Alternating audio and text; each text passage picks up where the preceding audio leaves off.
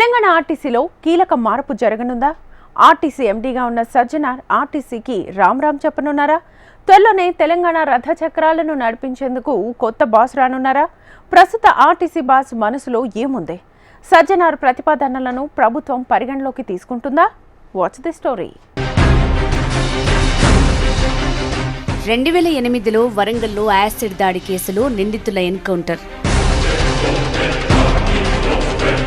2019లో హైదరాబాద్ శివారులో దిశ నిందితుల ఎన్కౌంటర్. ఎక్కడ మహిళలపై అఘాయిత్యాలు జరిగినా ఇట్టే గుర్తొచ్చే ఐపీఎస్ అధికారి సజ్జనార్ 1996 బ్యాచ్కి చెందిన ఐపీఎస్ అధికారి. పోకిరీల పాలిట సింహస్వప్నం. సజ్జనార్ విశ్వనాథ్ చెప్పన్న సజ్జనార్ 1996 బ్యాచ్కి చెందిన ఐపీఎస్ అధికారి.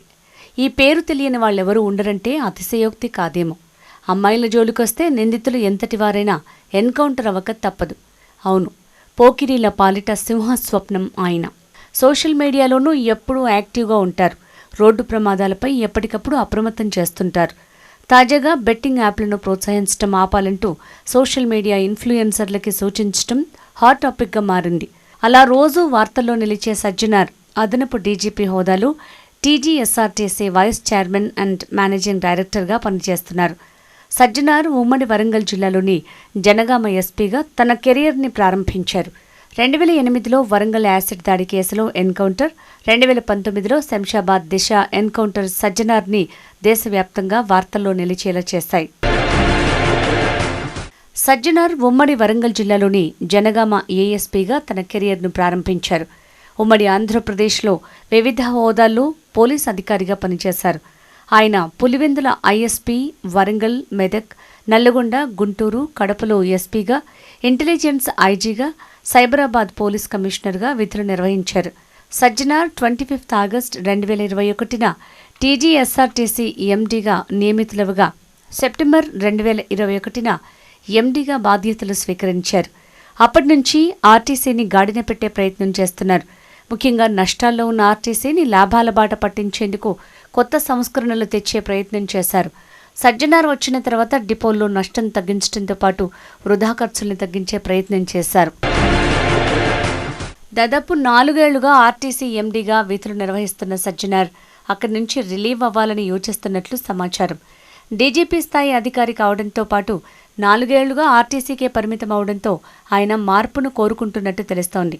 ముఖ్యంగా ఆర్టీసీలో కొత్తగా చేయటానికి ఏమీ లేకపోవడంతో పాటు మహాలక్ష్మి పథకం ద్వారా మళ్లీ ఆర్టీసీ గాడి తప్పిందని సమాచారం. దీంతో త్వరలోనే ఆయన ఆర్టీసీని వీడుతారన్న చర్చ బస్భవన్లో కొనసాగుతోంది.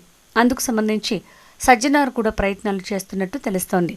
ఒకవేళ సజ్జనార్ వెళ్లే పరిస్థితి ఉంటే ఆ సీట్లోకి వచ్చే సమర్థుడిని ప్రభుత్వం వెతకాల్సి వస్తుంది. అయితే ప్రభుత్వం ఇప్పటికిప్పుడు ఇంత రిస్క్ తీసుకునే ఛాన్స్ లేదన్న వార్త వినిపిస్తోంది. ఇప్పుడిప్పుడే గాడిన పడుతున్న ఆర్టీసీ నుంచి సజ్జనార్ని రిలీవ్ చేస్తారా అనే సందేహాలు కూడా వ్యక్తమవుతున్నాయి. సజ్జనార్ మాత్రం కొంత తీవ్రంగానే ప్రయత్నిస్తున్నట్టు తెలుస్తోంది. ఆర్టీసీలో ఎలాంటి ఇబ్బంది లేకున్నా పోలీస్ అధికారిగా ఉండటానికి మొదటి ప్రాధాన్యత ఇస్తున్నట్టు సమాచారం. అన్నీ కుదిరితే రాబోయే 2-3 నెలల్లో ఆర్టీసీ నుంచి రిలీవ్ అయ్యే అవకాశం ఉందంటున్నారు. మొత్తానికి సజ్జనార్ మార్పు అనివార్యమయ్యే అవకాశం ఉందని కొందరంటుంటే అలాంటిదేమీ ఉండబోదంటున్నారు మరికొందరు. ఏదేమైనా కొద్ది రోజుల్లోనే దీనిపై స్పష్టత రానుంది.